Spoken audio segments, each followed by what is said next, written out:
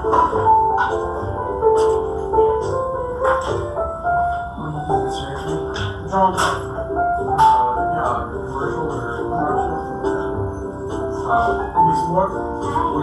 morning. Excellent. How are you? I'm a drone pilot as well. But I do movie aspect. Gotcha. Yeah. Do you like pictures for like houses?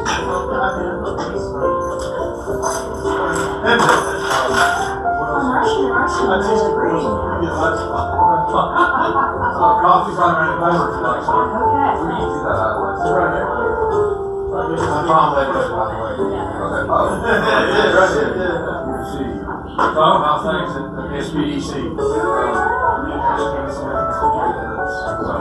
complaints. I just saw Alan, you know Alan Brown? I just saw him walk in.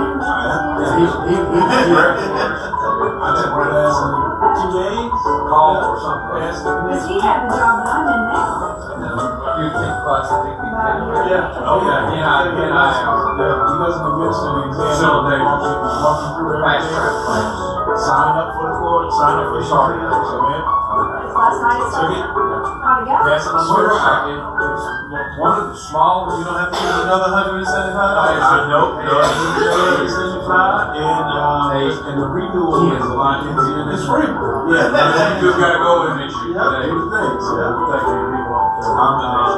And City of Columbia's scholarship renewal class. Is it 2 months? 2 years? Every 2 years. Yeah, win-win. We're gonna be free. Well, must be something else. That means I'm coming up on renewal. Yeah. Read classes. You ready to do it? You're some score right now. It's like losing. Right now. We had the same challenge. Yes. You offer everything for free. Like treats. I just got Not show up. I want to get that new DJI, but I'm scared. Oh my God. With everything going on, the one with the rock guard built into it. Morning, sir. Everything works. Oh, good. Video and audio. So I will be on the way for this. So I got mine in September. Nice to meet you. Thank you for presenting today. Absolutely, I'm excited. I'm so worried. You do it for like short films? Yeah, only for Yeah, I own a production class. everybody else. I'll try not to apply to it. Short films, feature films,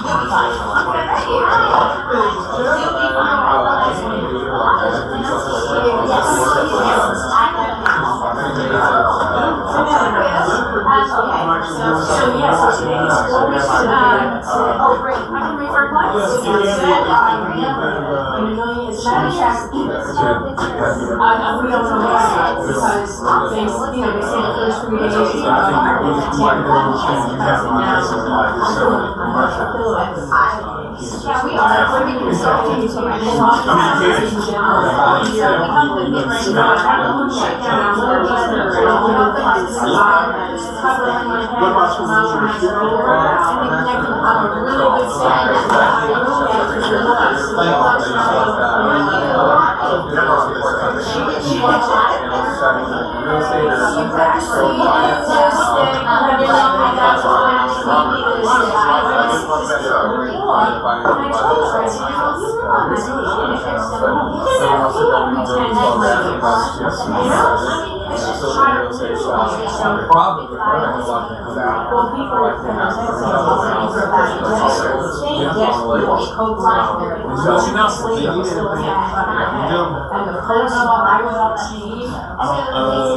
I'll take your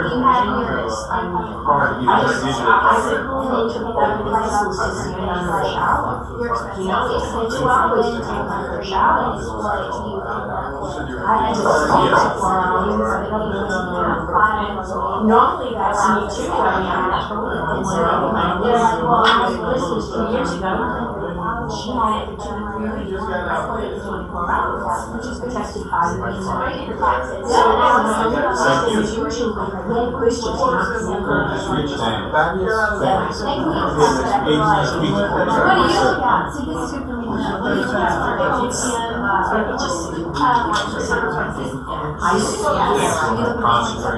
Well, it's I don't know what it is, but something like a kid is there. Places that sometimes more of it is where they write in he said that all the other machines. How are you, honey? Jada. What is it? Jada. Jada? Yeah. Spell that? But, oh, that's right. Yeah. Slow or fast? Slow.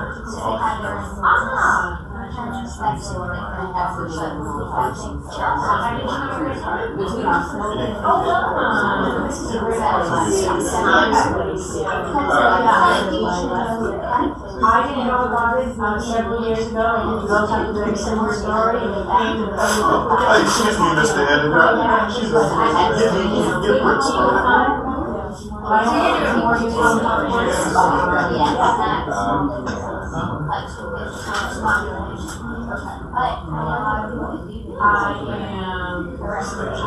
business development. It's just my job. So the realize that we help business. They do. Free. They offer our services. You know, some people who go looking for money. And so we have resources. I probably will. And I want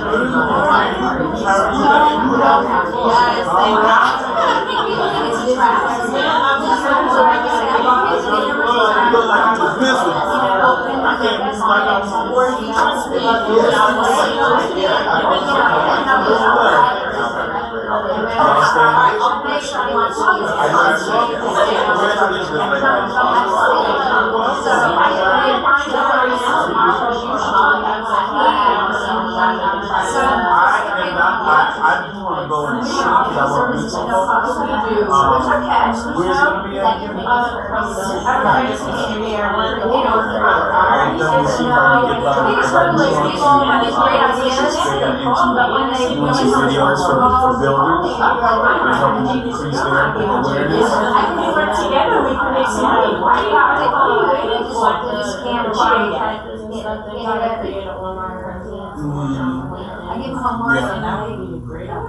Yeah, I think I'm going to try and swing through there and maybe talk with a few folks that we offer some aerial footage for your project updates. So like, say you have a lot of projects you're working on at one time, we can survey those week before you produce a video for it. So yeah, that kind of stuff. So everybody about like 10. Depending on how the dentist goes, right? The dentist will supposed to be just basic stuff, but you know you get in there and they're like, so hopefully it's early and I'll be everybody, if you would just please sign in. If you have, give it a little scan. Let them know that we are here. And if you are new to us, please go ahead and log in and create yourself a user password. We take attendance every week. We just want to let them know we are alive and we are thriving. Also, I'm going to just cut real quick to the gentleman in the front. He's just got a couple quick announcements for everybody. First announcement is we can't hang out today after the meeting because there's another 10:30 meeting in this space. Oh, hi, I'm Derek. Sorry, I only had one giant cup of coffee. I normally have 4 or 5, but I'm flying low. The other one is I want to remind everybody because we may see some changes with the incubator in the next few months. I want to set some rules for us as guests. We are guests. Just because we have access to the building and have the code to it, we are guests. We need to be sort of clear on that as far as housekeeping, not leaving a mess. The other part to it is they invited us into this space. So this is the space we're supposed to be in at a particular time. Just because we are invited in here, we are not open to the amenities of this building, this complex. That means we can't wander the halls because there are businesses in here, people. We can't, they have some snacks and stuff. We need to be cognitive that this is the space we're supposed to be in during 1 million cups. I'm saying this now because We know they're moving, and the traffic flow when we get to the new building will be entirely different. And we need to be cognizant that we can't just wander around that space because people don't know us. So if we're not tenants, clients, or whatever, we do not need to be here when we are not here as an organization. And I think that's just common courtesy to an organization that's opened up this beautiful space to us. I've been guilty of this myself, so I'm talking to Derek first. We held a little impromptu meeting here in one of the open spaces. I shouldn't have done that. So I can say this because I'm guilty of it, and I'm going to correct that behavior. Let's not abuse this opportunity. Let's be respectful of the space, clean up after ourselves. The conversations are great, but we need to make sure we don't impede or disrupt the offices that are around us. I'm just asking for some common courtesy, folks. And I think we shall keep going with this message of let's be respectful of the space, because sometimes you just think, it's ours. It ain't ours. We are guests. So let's remember that. All right, I'm going to go through the rest of the housekeeping. If you just walked in, please go ahead, sign in on the QR code. Let them know that you are here. And if everybody has already done that, I'm going to jump through this because, again, we want to stay within our parameters today. So welcome, we are 1 Million Cups. The mission of 1 Million Cups is to lower the barrier of access to education, resources, and connections for all types of new, seasoned, and aspiring entrepreneurs throughout the United States. We're a national organization, and we meet here every Wednesday at 9 a.m. here in the beautiful city of Columbia. We give presentations, not pitches. We make authentic connections. We're not here to network. We're radically and intentionally inclusive, and we are run for the community by the community. And what do I mean by that? Well, here are the folks that are generously donating their time to have this opportunity for you to be here every Wednesday. Obviously, USC Columbia Technology Incubator for allowing us to use the space. And then the folks below are all local entrepreneurs that donate their time and money to bring you coffee and to bring you our marketing, just everything that we have available. Our local program, we have been here over 10 years. We are held weekly on Wednesday mornings. We have had over 500 entrepreneur presentations. We also do educational topics like finance, future frame, networking, and share with you local resources. We have usually one presenter with a 6 to 10 minute presentation, and then we follow that up with questions and answers from the community. We also have some main sessions with entrepreneurs who come back who have been successful, and they share their stories with us. Our organization is always free, we're always open to the public, and we have coffee. So if you know of anyone who can benefit from our community, please, please, please invite them.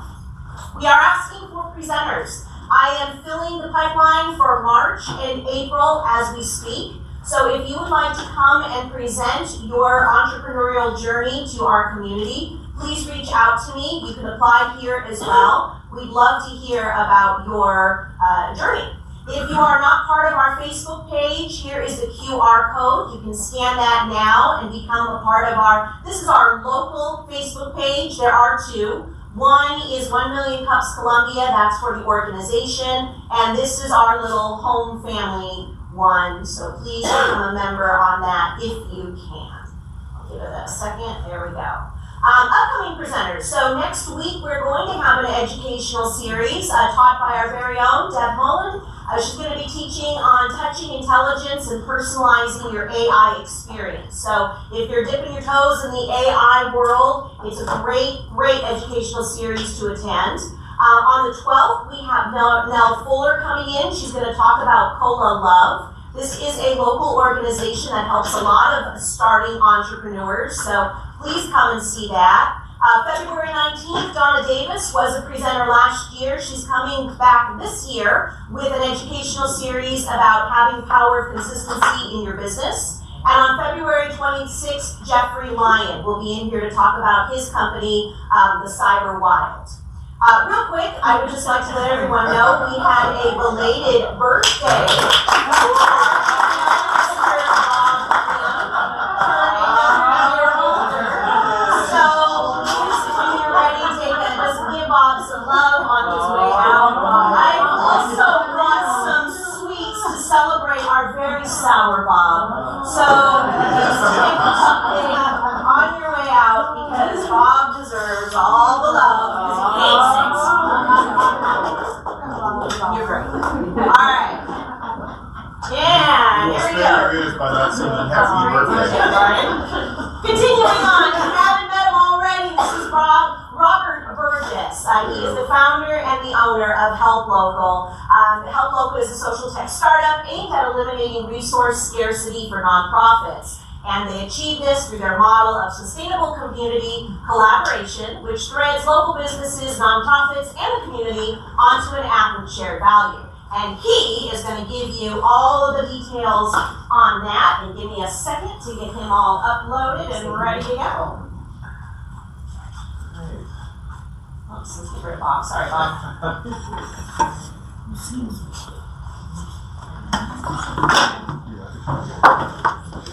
All right, all yours, Robert. Ready to go? Good morning, everybody. Good morning. Good morning.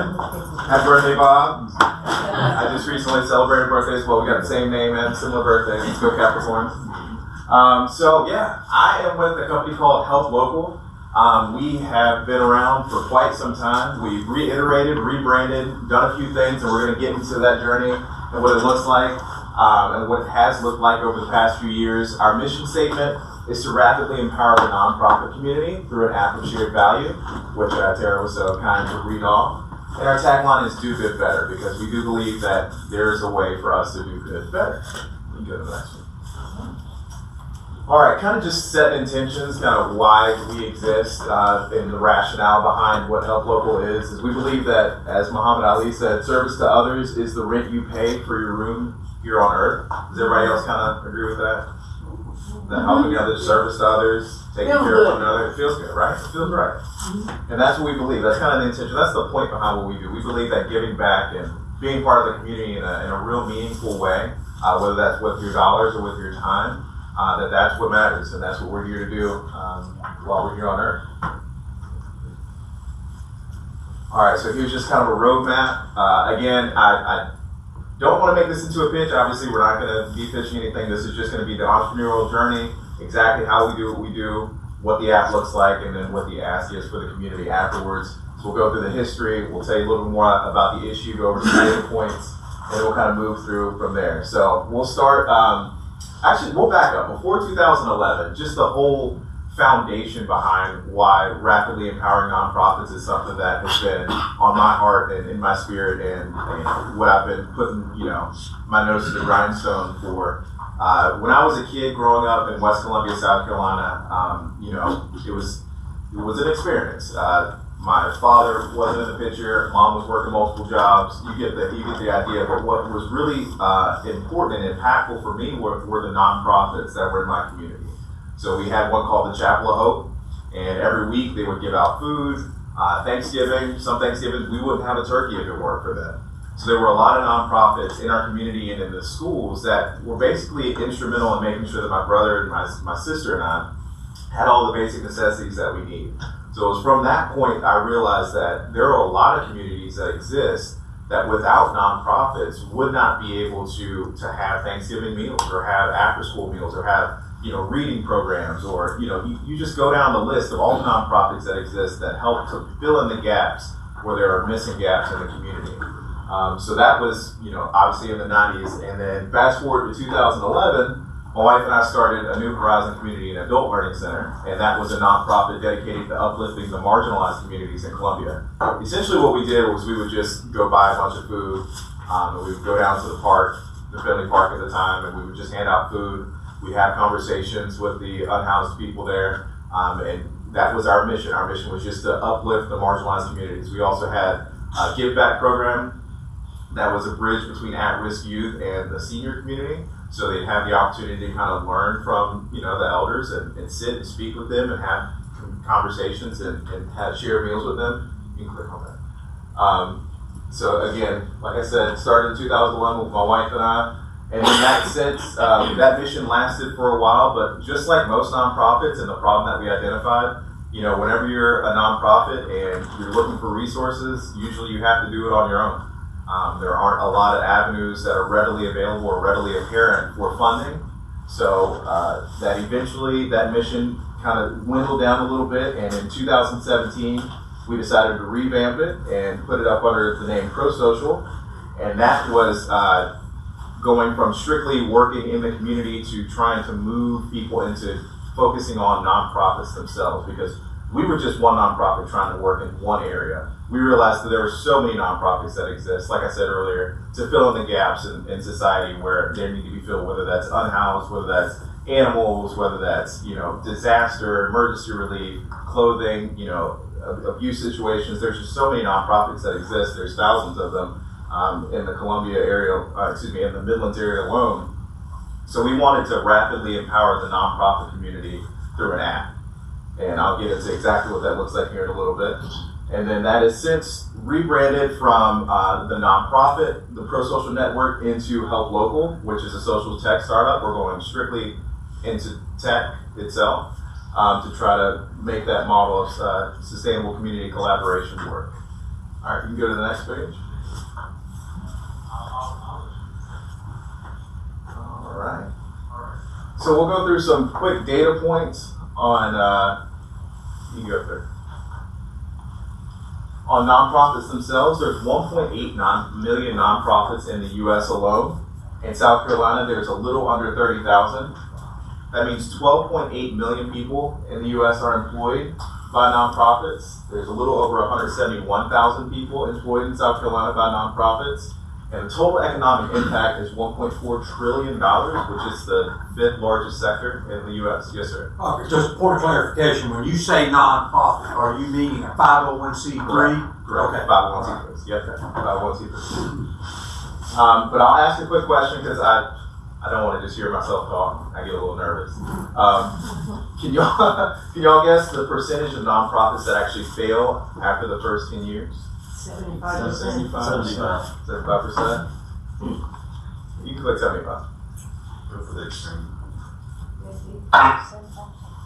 It's 30%. It's 30%. 75 is really high, and you would think that it is close to that, but 30%, even though it's 30%, which isn't quite 75%, that's still 540,000 nonprofits that are going to fail in the U.S. That's, again, you think about any mission. You think about, cancer, lupus, any health-related issue. These are people who have dedicated themselves, their hearts, their lives, their minds, their times, their passion into a cause trying to eradicate an issue. We're trying to deal with something, again, that socially we haven't been able to handle. And 540,000 of them are not going to make it. They're not going to be successful. 68% of nonprofits plan to cut programs within the next 1 to 2 years. 47% of nonprofits report rising expenses.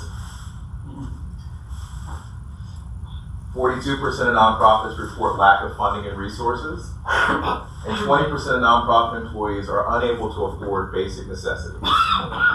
So these are nonprofits that are struggling. These are nonprofit employees who are struggling as well. The numbers aren't great when it comes to the success rates and the outcomes of nonprofits because they don't have the funding and they lack the visibility as well for them to be as successful as they'd like to be. So that's where we come in. And you can go to the beginning. This was a video taken in 2017.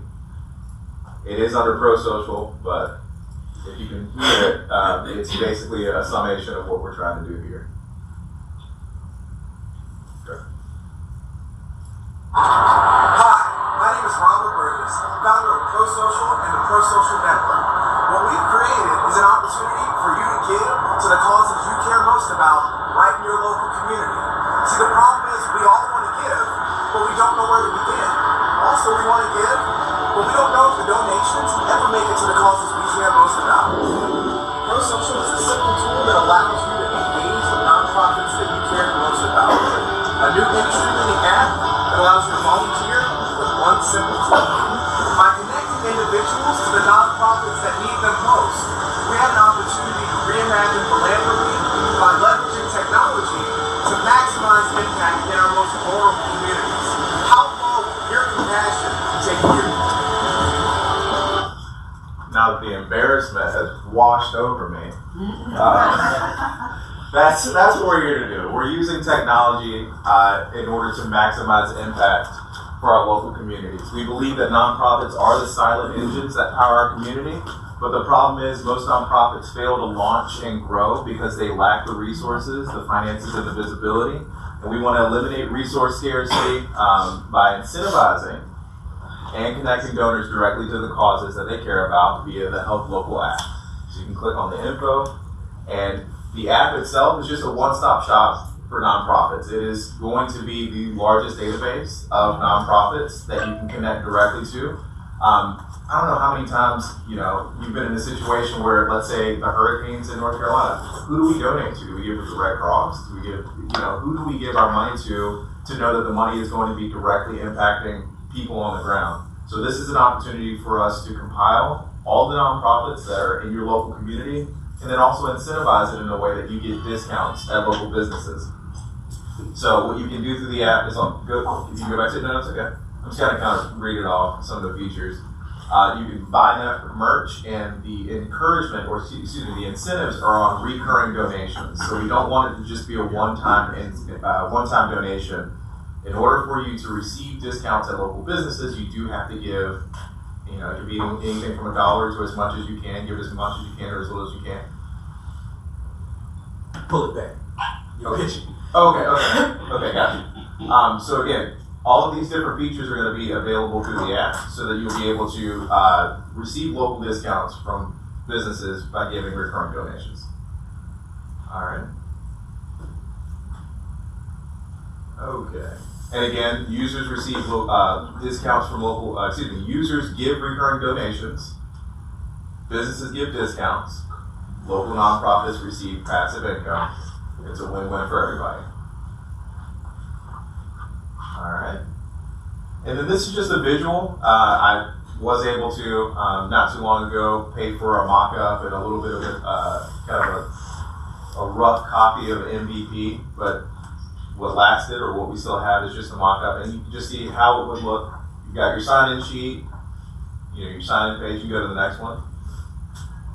And then you'll just have a profile, you'll have your user profile, you'll have the list of nonprofits through the app that you can choose from, and you can set up recurring donations directly through the app. You go to the next one. You also have your list of businesses that are also engaged as well, so you'll know which businesses are which businesses are, connected with Help Local.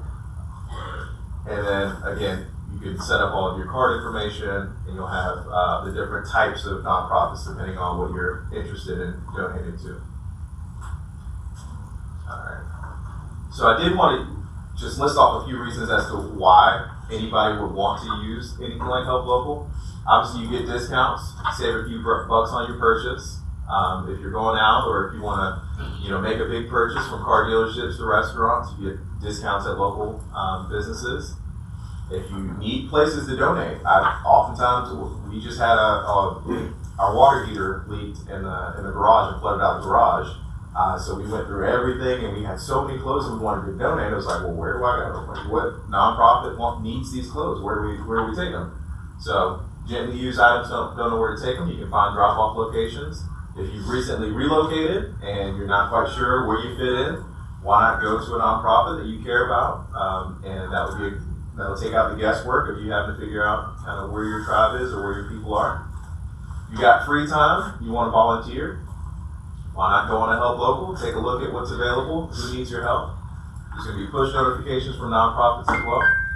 And then the next page, I'm most passionate about because of recently everything that's happened with North Carolina and in California. If you've got, if there are any disasters that happen, before a disaster happens, community calls to action. Being able to know what organizations are directly on the ground that are putting in the work to rebuild the community. And then if you just want to scratch the itch to help, giving's great. If you need to seek that philanthropic high, then check out Help Local to streamline your ability to do so.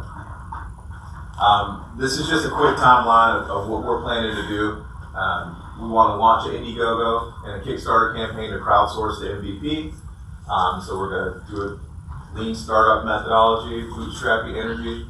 Q3, we're going to promote the app and test for traction, find out what works, if the logo is something that people like or don't like, certain features. And then lastly, we want to secure seed funding and launch by 2026, by Q1. Alright, so again, just a little summation of what we're doing. Like I said earlier, we're looking to build the largest nonprofit donation database in the U.S. There's nothing else like it out there. There's no other company. GuideStar is the closest thing to it, but all GuideStar is just a compilation of nonprofits that exist. There's no real mechanism to interact or to donate to them directly.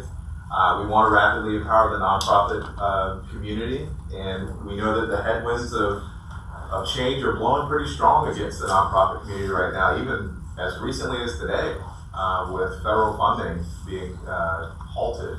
So we're talking about a lot of organizations that typically would have grant money that would be able to operate and have budgets filled, aren't able to do that anymore. So we feel like this is a very timely opportunity for the community to step up and be a part of recurring donations to nonprofits so that we can empower one another and empower our community. So what do we need? So this is the big ask, right, from you guys. So technical assistance. I'm more of a sales guy. I've worked in the startup world for a long time and watched companies scale and grow, so I understand that side of it. But as far as the actual technical development, web development, I need like a CTO. Marketing assistant, so that's, social media marketing. I know Mr. Dad's great at that. We kind of had a little conversation about it earlier, but marketing assistants in order to make sure that we get the message out, that the copy is good on it, and that we're able to speak directly to the issue in a way, in a language that people get. Financing, that's something that, we'll get to that when we need it. Volunteers and mentorship. We need people to help get the word out, and then any mentors that are available to kind of get through the technical aspects of, making sure that it's incorporated correctly, making sure that all of the business details and the accounting aspect of it is done correctly. So that will be the need. But outside of that, thank you all so much for the opportunity to at least pitch, not pitch, but present to you the idea of Help Local, what we're trying to do, what we're trying to achieve, and I'm open to any questions that the community may have. Yes, Mr. Brown. What's your revenue model? How do you plan to make money? The nonprofits will pay a subscription fee, or? So nonprofits will do it for free. We're looking at advertising as a part of our revenue for local businesses that they'll be able to push notifications for what their business is and what they're trying to sell. So we're looking at that's one stream of revenue. Another, there's going to be a free version of the app and then paid versions of the app that will offer different levels of discounts for individuals. So depending on, if you get the free version, you'll get X type of discounts, and if you get a paid version, then there'll be little steeper discounts. Also, we want to incorporate, I have a lot of friends who work in the nonprofit community. We've talked thoroughly about this. Grant writing, nonprofit infrastructure building, visual. 73% of people give recurring donations because they can see the visual impact. So whenever you have a visual component to a nonprofit, then people are more likely to continue giving. So being able to give them videography and social media help, things like that. So having like a package for nonprofits, push notifications for businesses, and then also a subscription model for individuals. Is the app already live?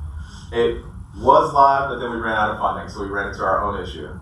That we were a nonprofit with Pro-Social, and we were self-funding and we did a few talks here and there, and we were able to raise some money, and we were able to get an app live, but then we ran out of funding to continue having the app in the App Store.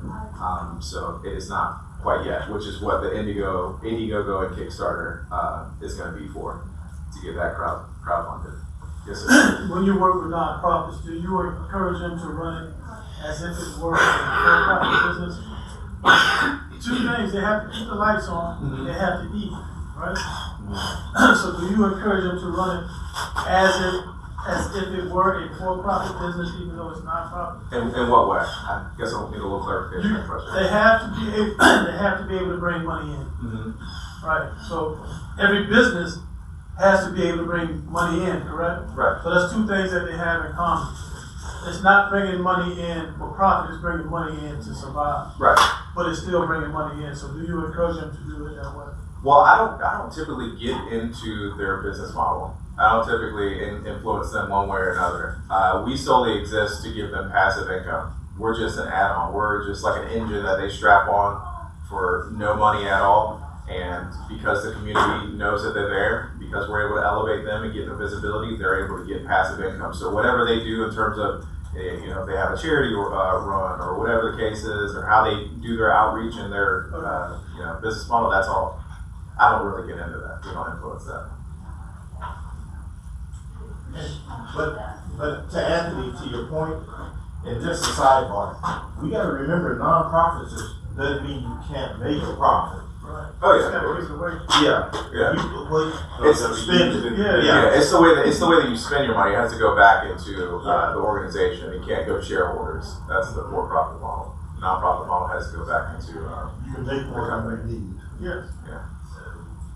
So with the app, I might have missed it, but would you have something that would have, let's say they need volunteers, would you have something on the app where if someone wanted to volunteer, they could go look for organizations, and the organization would be like, we need these people. You know, if you have this skill set, that'd be great. You need someone who can cook a little bit. Would you have something like that in it? Or? Absolutely. So the page that I kind of got warned to reel it back a little bit was showing all the features.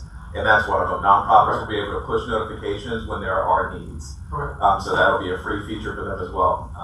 We'll be able to get them financing, and then they'll be able to do community calls to action. So again, like for example, when the hurricane hit, you know, people didn't know how devastating that would be, but if we had an opportunity to push notifications, hey, we're going to need, you know, generators here at this location, or we're going to need, you know, people on the ground at this spot, you know, even after the fact, I think it would have been a good opportunity for us to localize, you know, a community push, and you have that call to action given to you directly through the app, just through a notification. Okay, through the application process, how exactly do you guys vet nonprofits that apply? Because anyone can apply and claim to be a nonprofit of some sort, and next thing you know, people are sending funding because they're saying, oh, we're going to be helping out with this disaster, and it turns out it's just someone funneling money into their own pockets. Yeah, that's a great question, and that is the one thing that I've struggled with the most. So I appreciate you putting me on the spot about that. To be honest with you, you do have to have 501c3 status.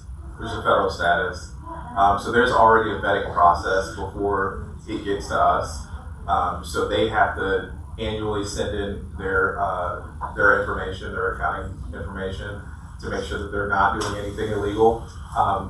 What we would encourage, and the way for nonprofits to really stay engaged with the community, is to send updates so that people can see visibly, here's where my dollars are going. They just built a new kennel, or they just, you know, added a new room. So by them continuing to engage through the app and show people what they're doing, that's one layer of transparency. But the transparency question is something that causes a lot of people to kind of freeze up and say, hey, I don't know this person, I don't know this organization, never heard of them before, why should I give my money to them? But we encourage people to do their own research through the nonprofits as well. But as it iterates and as we get a little bit further along, there's going to be a mechanism for us to show a little bit more transparency. I mentioned GuideStar earlier. GuideStar does give you all of the financial information.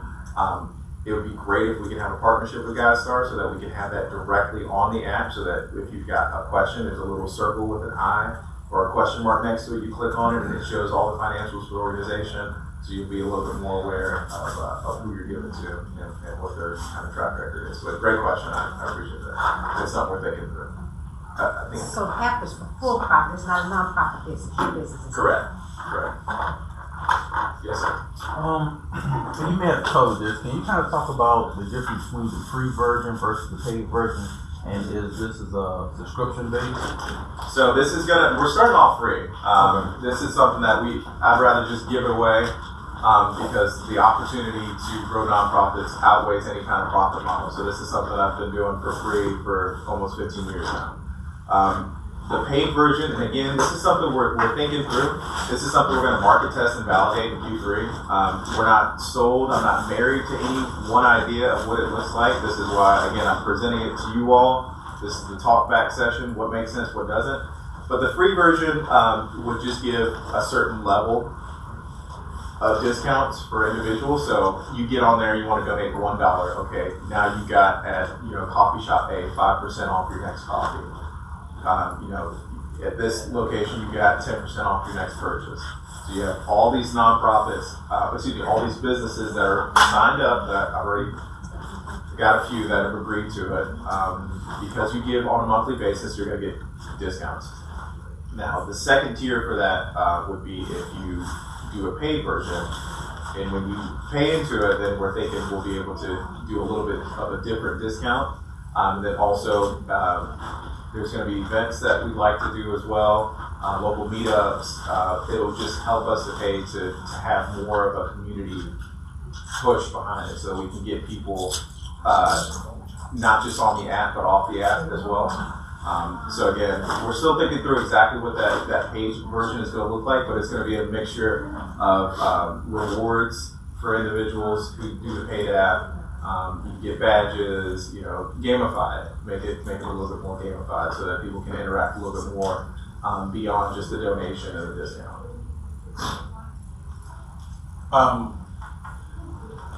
So, just a little pushback. The biggest problem that you have is your own funding. Mm-hmm. Because as a nonprofit or you're a for-profit business, right? Mm-hmm. And you're going to entice nonprofits. The proof is not in the pudding, basically. Your business has to find a way to sustain itself first before someone else is going to be willing to hop on. Mm-hmm. And you haven't kind of sussed out that model yet. You don't know how to keep it in the app store and keep it funded. And so that's going to be your biggest problem up front, right? Is getting the buy-in from people, but also getting the capital. So do you know exactly what that dollar amount is that you need to raise outside of crowdfunding to keep your business viable so that you can then start to attract the people that you need? Yeah, so we've run the numbers. The app itself is right around 25,000 to build in the way that we want to build it, and that's going the minimally viable product route, without the frills, without any additional features that we want, and it'll be scaled from there. As far as a 6-month runway, if that's what you're asking, what it would look like in order to be sustainable for a period of time, it depends on if I'm working with other people or if I'm doing a solopreneur type deal. Have you looked into that with strategic partners, maybe someone that has a budding tech firm that can build you the app as a partnership and then, offsetting the cost of the 25,000 upstart? So that's what the ask was, is that CTO, that technical development, that partner. I had it, but again, like you said, ran into the problem of funding, so I wasn't able to continue moving in that direction. So I signed up with Score, and hopefully that'll be at least an avenue for me to kind of vet it and see what the next steps look like. One last thing, have you thought about instead of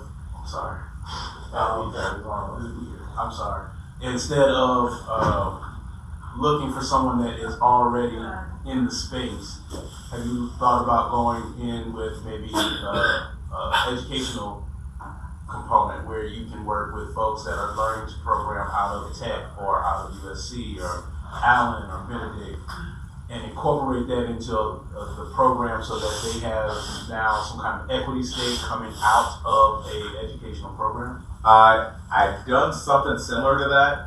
USC, this was 2018, had Backers and Hackers. I don't know if anybody was familiar with that. Yeah, Backers and Hackers. So it wasn't as far as to the extent of there was equity for the students, but they were building and kind of getting some real world experience and building apps, and they weren't able to build what I was asking them to build. So that was a whole different conversation. But haven't explored it since then. But I'd be open to having that conversation and seeing what that turns out.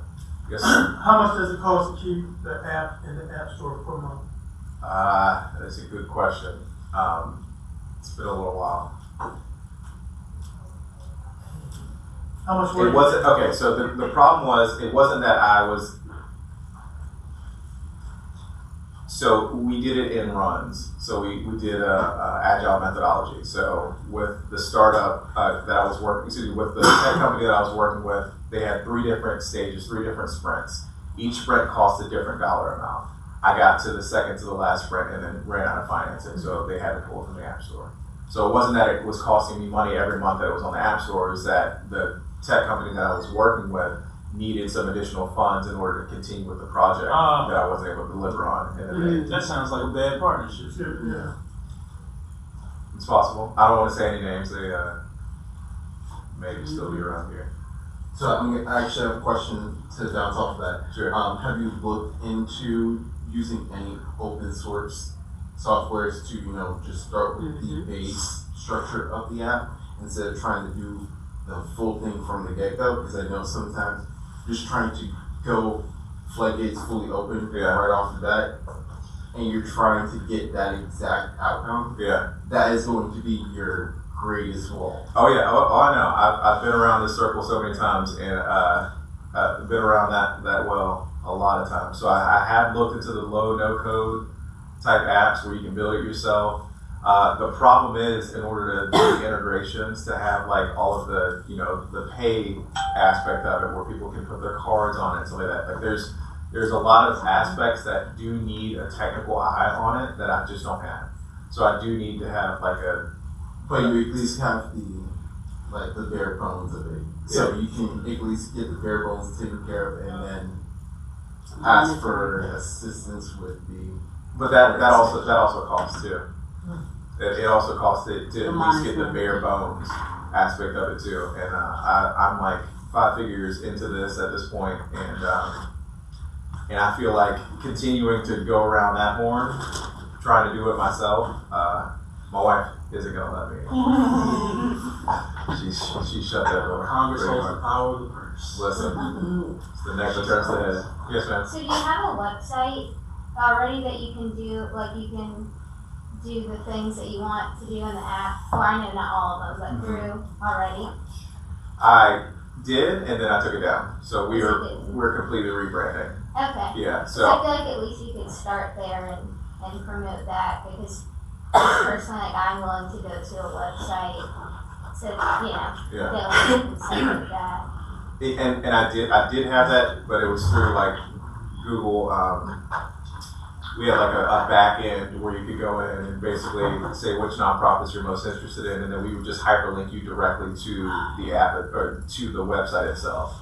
So it was a Google form to the nonprofit, right. So it was doing everything with the exception of it all being housed through us. But yeah, it was a Google form that allows you to. We had probably 150 nonprofits and the route tree, the logic and everything like that I created in order for you to filter down which one you're most interested in, and it would just give you the link to that nonprofit itself, and you can just go and donate through that. But I've taken that down. Because you want it all to be. It housed in one. Yeah. Yeah. That's kind of the vision, at least. Yes, ma'am? See, the pivoting, I know that's one of our new words we've used since the pandemic. But I think a lot of pivoting, because if you're not getting the funds, if you can't, that's the roadblock. Yeah. So I think nonprofits should be charged some type of fee, subscription based, because if they have the funds and make the funds, they either too are struggling. So they take money to make money. That's true. So just a thought. This is my first time thinking that. In my mind, it's always been give it for free, give it away. For nonprofits, but I do understand it does take money to make money, and this is an app that's dedicated to give, and they'll make it back essentially. Yeah. Once you See, that's your value proposition right there. There you go. That's how you communicate value to being on the app. This is gonna cost you X amount of dollars, but you're gonna make it back. Here's how you're gonna make it back. Right, and that also plays into the user fee as well. So if there's a subscription-based model for users and also for nonprofits, the same value prop goes for both of them. Okay. Time for maybe one more question. Anybody else have any other questions or comments for our presenter? Last question? Okay, last question. Robert, what can 1 million cups do for you? Just continue being here, continue existing, keep doing what you're doing. I appreciate the value that you all bring, the questions that you've had, and the ideas that you've helped me to kind of think through. So yeah, just keep being a great resource. And also, if anybody didn't have the sign-up sheet that I wanted, I left it at home. But if you want to leave your name, number, I can shoot you an email, keep you updated on kind of what we're doing and how things look as we progress. Thank you. Here's your slide for presenting. I appreciate it. Absolutely. Thank you. I was really nervous. I was like, That was my I'm just gonna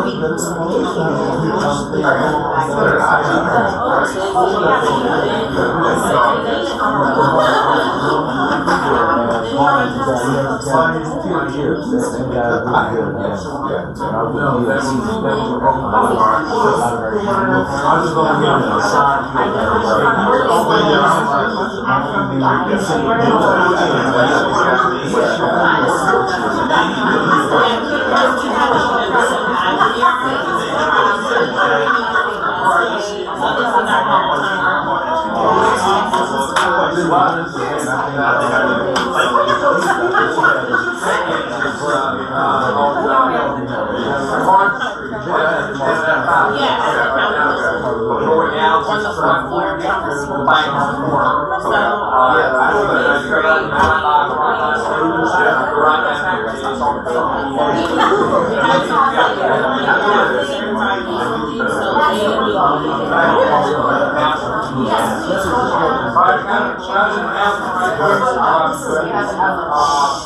We started, we being the City of Columbia Office of Business Opportunity, launched our 30th fast track class last night.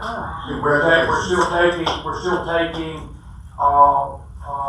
attendees up through next week, and the City of Columbia is scholarshiping people into this class. So it's an opportunity for a 10-week training session with the Kaufman Fast Track Program. It's at the Northeast Campus of Midlands Technical College in the main conference room on the first floor.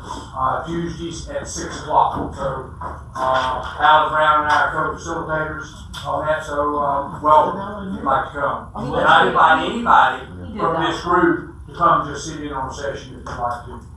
So you all represent resources. Tuesday at 6? Tuesday at 6, yes, sir. If I want to apply, where do I go? You go to the Office of Business Opportunity, call to Kalena. Okay. At there at the office. Okay. Okay. Thank you. Don't forget something sweet in honor of Sal Bob. There they are. Make sure they're just as pretty as Bob. Yeah, there you go.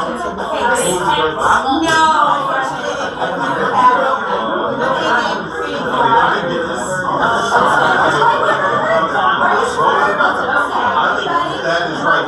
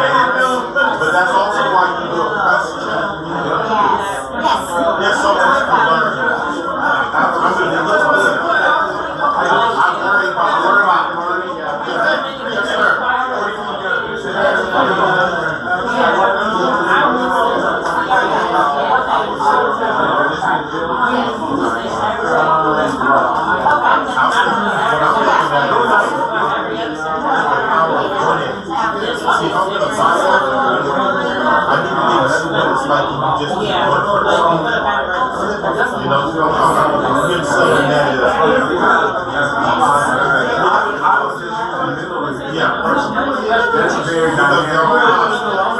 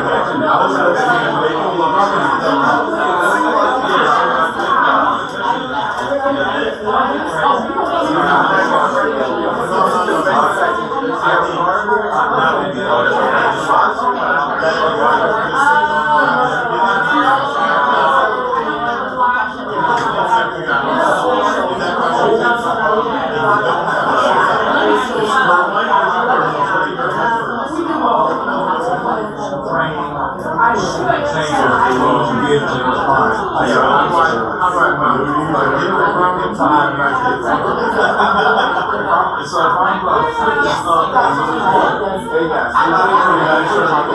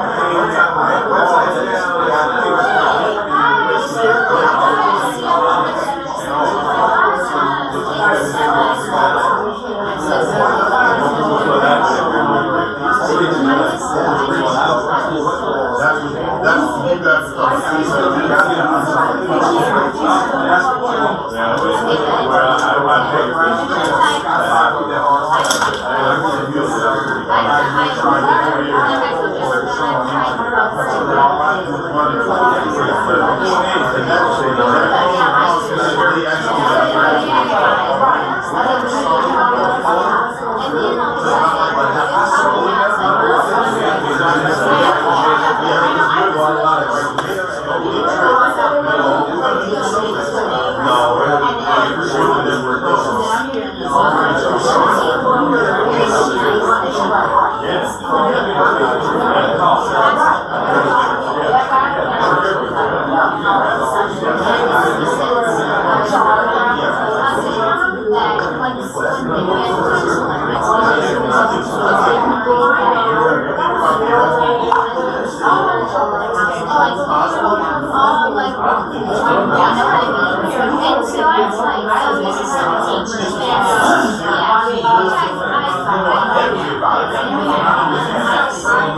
Multiply your cost,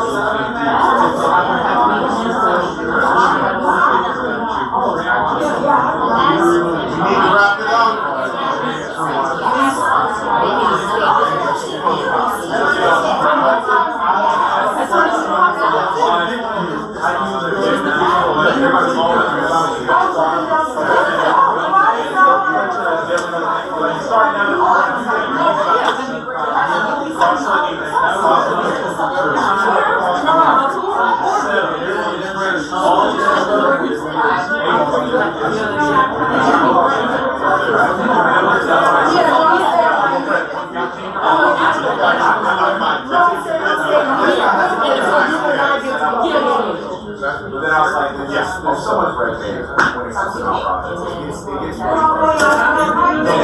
That's why I asked you the question. Whenever we call this, I know we've already met in the hall.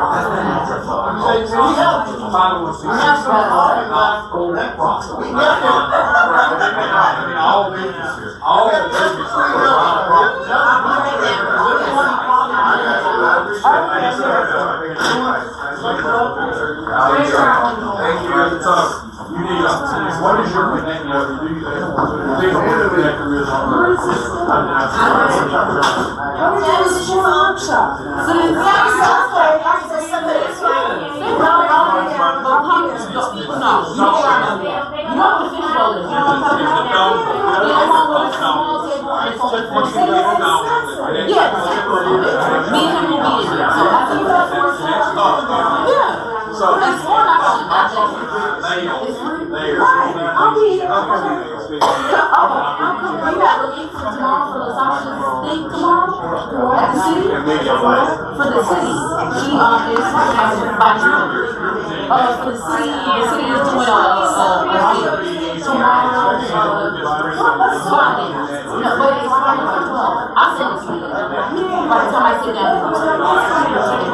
The link to her from the Sasha's event, she left already. Yeah, tomorrow. It's tomorrow and it's a lunch. Send me the link, yeah. And then it's a lunch. So that's where we'll be. Then me and you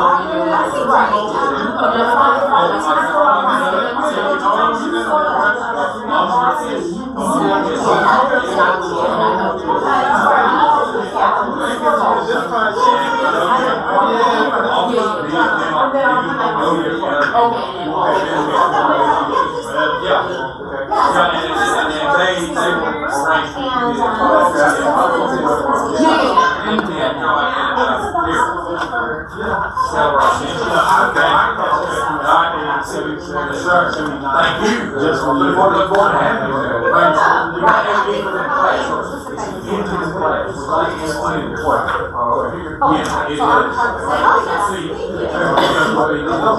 Okay, now, thank you, gentlemen, thank you. Bye, guys. I wanted to say that though.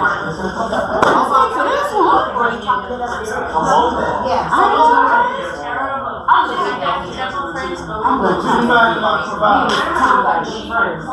You ready? I'm following you. I'm following you.